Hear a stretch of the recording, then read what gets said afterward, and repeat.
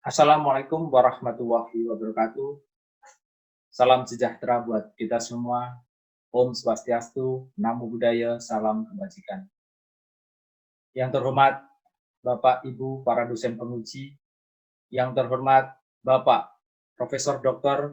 Indra Wijaya Kusuma MBA selaku dosen pembimbing. Pada kesempatan kali ini, saya Muslim Tendri Sujatmika akan memaparkan hasil penelitian melalui tesis yang berjudul Analisis Abnormal Return Saham di sekitar hari pengumuman merger dan akuisisi.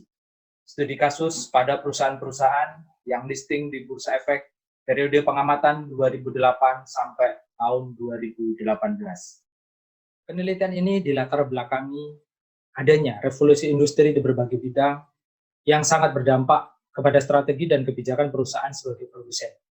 Semua perusahaan dalam setiap industri harus bisa mengantisipasinya dengan cepat dan tepat. Investasi terencana dengan perhitungan yang tepat sangat menentukan untuk kelangsungan operasional dan meningkatkan kinerja perusahaan.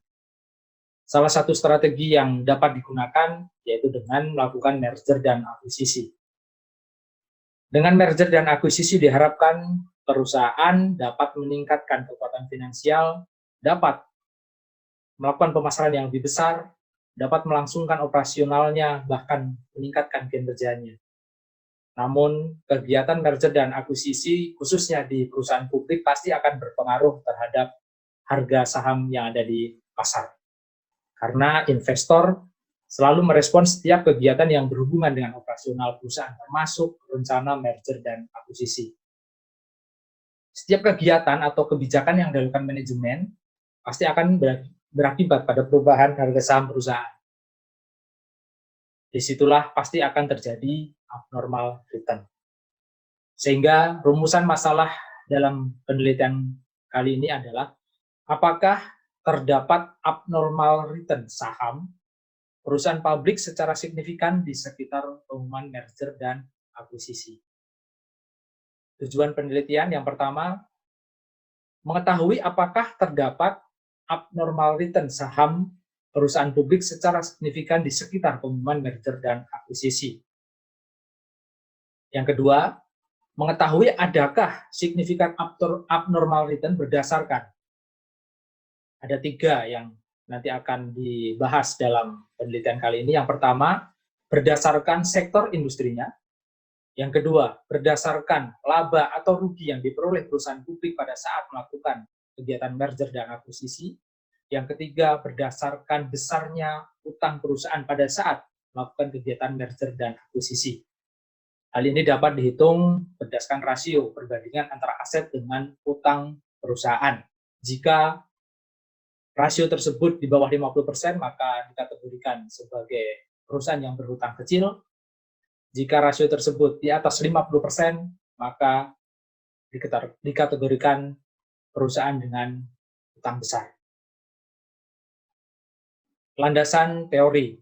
Ada 2 hal yang menjadi konsen penulis pada landasan teori kali ini. Yang pertama, abnormal return. Abnormal return merupakan selisih antara tingkat keuntungan harga jual dikurangi harga beli saham yang sebenarnya atau actual return dengan tingkat keuntungan yang diharapkan atau expected return. Selain itu, konsen yang kedua adalah pengumuman dari kegiatan merger dan akuisisi sendiri. Karena di sini adalah salah satu titik atau event dalam penelitian yang dilakukan. Pengumuman merger dan akuisisi khususnya di perusahaan publik telah diatur melalui Peraturan Otoritas Jasa Keuangan Nomor 74 tahun 2016, di mana regulator atau OJK mengatur bahwa setiap perusahaan publik yang memiliki rencana merger dan akuisisi wajib mengumumkan rencana merger dan akuisisi kepada masyarakat paling lambat akhir hari kerja kedua setelah mendapatkan kesepakatan dengan Dewan Komisaris dan 30 hari sebelum RUPS. Hal tersebut merupakan suatu cara atau suatu langkah untuk mencegah adanya pemanfaatan kepentingan pihak-pihak tertentu yang akan mencari keuntungan melalui kebocoran informasi atau insider trading. Sehingga dengan peraturan ini, semua perusahaan publik yang akan melakukan kegiatan merger dan akuisisi harus melakukan pengumuman kepada kepada masyarakat, sehingga masyarakat mempunyai informasi yang sama atas kegiatan merger dan akuisisi yang akan dilakukan. Untuk metodologi penelitian, penulis melakukan dengan metodologi event study, di mana metode ini digunakan dalam rangka mempelajari reaksi investor dalam melakukan keputusan investasi terhadap pengumuman suatu peristiwa oleh perusahaan publik. Dan juga peneliti menggunakan metode pasar disesuaikan atau market adjusted model. Market adjusted model menggunakan actual return suatu sekuritas dibandingkan dengan market return, yaitu indeks harga pasar. Peneliti menggunakan IHSG yang sama pada saat kejadian atau pada saat pengumuman dari merger dan akuisisi. Untuk populasi sampel dan teknik pengambilan sampel, populasi diambil dari perusahaan publik yang telah melakukan IPO dan masih terdaftar di Bursa Efek, masih aktif diperdagangkan. Untuk data sekunder diambil yang pertama dari Bursa Efek Indonesia melalui website www.idx.go.id, yang kedua dari Kustodian Sentral Efek Indonesia atau websitenya di www.kesei.co.id, dan juga dari Komisi Pengawas Persaingan Usaha di websitenya www.kppu.go.id. Untuk sampel dipilih berdasarkan atau menggunakan metode purpose sampling dan harus memenuhi kriteria yang telah ditentukan. Yang pertama tadi sudah disampaikan, yaitu masih terdaftar atau listing di Bursa Efek Indonesia, melakukan kegiatan merger dan akuisisi pada periode 2008 sampai 2018, laporan keuangan tersedia pada saat kejadian atau pada saat merger dan akuisisi, tanggal dan pengumumannya itu diketahui dan ada di bursa. Jika perusahaan melakukan kegiatan merger dan akuisisi berulang, maka dipilih tahun yang terakhir. Dan yang terakhir, pada saat kegiatan merger dan akuisisi tidak terdapat corporate action lain dalam waktu yang berdekatan. Contohnya ada pembagian dividen maupun stock split. Untuk metodologi penelitian, yang kedua itu metode perhitungan abnormal return. Abnormal return dihitung dengan rumus yaitu actual return dikurangi return pasar. Untuk actual return sendiri adalah harga pasar pada hari T dikurangi harga saham, harga saham pada hari T dikurangi harga saham sekuritas pada hari T-1 dibagi dengan harga saham sekuritas pada hari T-1. Begitu juga dengan market return atau return pasar dengan perbandingan harga IHSG, yaitu harga IHSG pada hari T dikurangi dengan harga IHSG pada hari T-1 dibagi IHSG T-1. Untuk menghitung kumulatif abnormal return, yaitu akumulasi dari seluruh abnormal return dikurangi jumlah sekuritas yang terpengaruh atas peristiwa merger dan akuisisi. Untuk teknik analisis, penulis dibantu dengan alat penguji statistik, yaitu dengan SPSS 24. Yang pertama yaitu menentukan periode jendela atau event window. Penulis menggunakan event window selama 11 hari. Di mana 11 hari ini adalah 5 hari sebelum tanggal pengumuman itu sendiri, dan 5 hari sesudah tanggal pengumuman. Jadi total event window adalah 11 hari. Yang kedua, dengan melakukan pengujian hipotesis menggunakan uji one sample test. Kemudian menguji hasil tadi dengan hipotesis yang telah ditentukan, yaitu H0 adalah tidak terdapat perbedaan abnormal return saham perusahaan publik yang signifikan di sekitar pengumuman merger dan akuisisi. Hipotesis tersebut diukur melalui p-value atau signifikan to tail jika lebih besar daripada alfa atau ditentukan 5% atau 0,05, maka H0 tidak ditolak. Dan jika p-value atau significant to tail kurang dari alfa atau 0,05 maka HO ditolak. Berdasarkan pada kriteria yang telah ditentukan pada periode 2008 sampai 2018,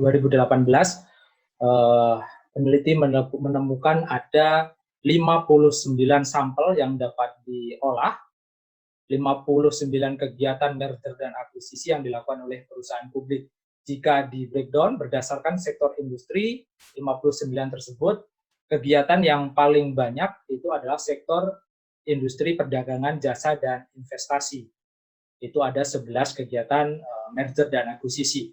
Untuk perusahaan yang mengalami laba itu ada 54 perusahaan publik, yang mengalami rugi ada 5 perusahaan publik. Untuk yang mempunyai utang kecil sesuai dengan rasio tadi, itu ada 24 perusahaan publik, dan untuk perusahaan publik yang mempunyai utang besar ada 35 perusahaan publik. Berikut adalah salah satu contoh perhitungan abnormal return pada kegiatan salah satu perusahaan publik, yaitu PT Era Jaya Swasembada. Keterbukaan informasi yang dilakukan oleh PT Era Jaya kepada OJK dan juga kepada bursa yang akan diumumkan kepada masyarakat itu tertanggal 23 Februari 2018. Kita sudah tahu bahwa event pengumumannya adalah tanggal 23 Februari. Setelah diketahui adanya tanggal pengumuman terhadap kegiatan merger dan akuisisi, kita dapatkan 11 hari tanggal-tanggal yang terpengaruh atas pengumuman tersebut, yaitu 5 hari sebelum tanggal 23 Februari dan 5 hari setelah tanggal 25 Februari, yaitu harga penutupan dari saham Era dan juga penutupan dari IHSG. Actual return dengan rumus yang sudah disampaikan di awal, kita ketahui membandingkan antara harga saham dari Era dibandingkan dengan harga sebelumnya dibagi harga sebelumnya sama dengan IHSG. Kemudian abnormal return juga kita dapatkan. Perhitungan abnormal return ini dilakukan terhadap semua sampel yang telah ditemukan, yaitu 59 sampel. Semua sampel 59 sudah diketahui abnormal return, maka pengujian menggunakan alat uji SPSS kita lakukan. Yang pertama dengan melakukan deskripsi statistik terhadap semua sampel, ataupun nanti secara pembagian secara sektor, secara perusahaan yang mempunyai laba rugi maupun yang pembagian utang, kita lakukan deskriptif. Selain itu kita uji dengan one sample test dan juga t-test. Dari semua perhitungan SPSS yang penulis atau peneliti lakukan mendapatkan hasil sebagai berikut. Hasil uji t-test dari semua sampel, yang pertama, 59 perusahaan yang melakukan merger dan akuisisi didapatkan hasil signifikan to tail sebesar 0,183. Jika dibagi berdasarkan sektor, ada pertanian, pertambangan, industri dasar kimia, aneka industri, industri barang dan konsumsi, properti, real estate dan konstruksi bangunan, infrastruktur, utilitas dan transportasi, keuangan, perdagangan jasa dan investasi.